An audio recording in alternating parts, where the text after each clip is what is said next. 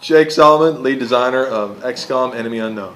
So I started playing XCOM in 1994, and since then it's been my favorite game. I still play it to this day, and really that's the reason that I make games now. Like, that game was formative for me.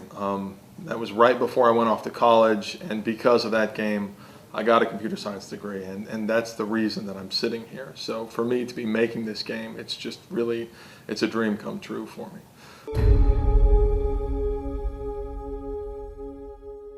I sort of viewed it as my role then to be the salesman for that original game, because I feel so strongly about it.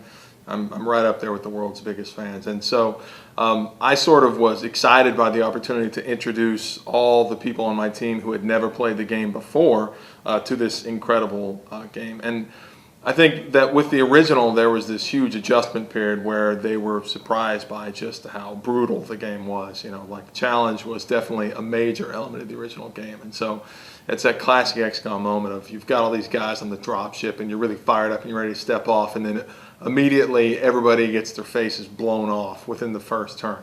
And I'm very excited by that, and I say, isn't that wonderful? Or on Fridays we'd get a bunch of beer, we'd sit down, and I would walk people through playing the game. And what we saw was that people would take those games and they would continue to play after the event and then throughout the week. So when they came back the next week, they had already played 20-30 hours on their own. And for me, that was really gratifying to see that that game that meant so much to me, and obviously I have so much emotion tied up in that title, but it was really exciting to see how people who had no experience with it before still latched on to those game mechanics. We started with a prototype that was very, very close to the original game, and we said, look, these are these core elements of the original game that we want to be translated into the modern element, and that's the things like the fog of war, the environmental destruction, the nature of challenge, which is important, and the real high stakes combat where, you know, your soldiers can actually die and they won't come back. Those really high stakes moments that create a feeling of real success.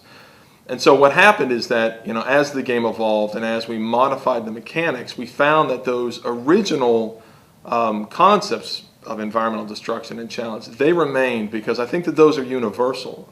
The underlying mechanics, of course, we modified based on everything we know, based on, you know, new design techniques that we have, based on, you know, all the different things we've learned as an industry. But really, the core elements of that original game, they have translated beautifully to modern systems and to modern gameplay.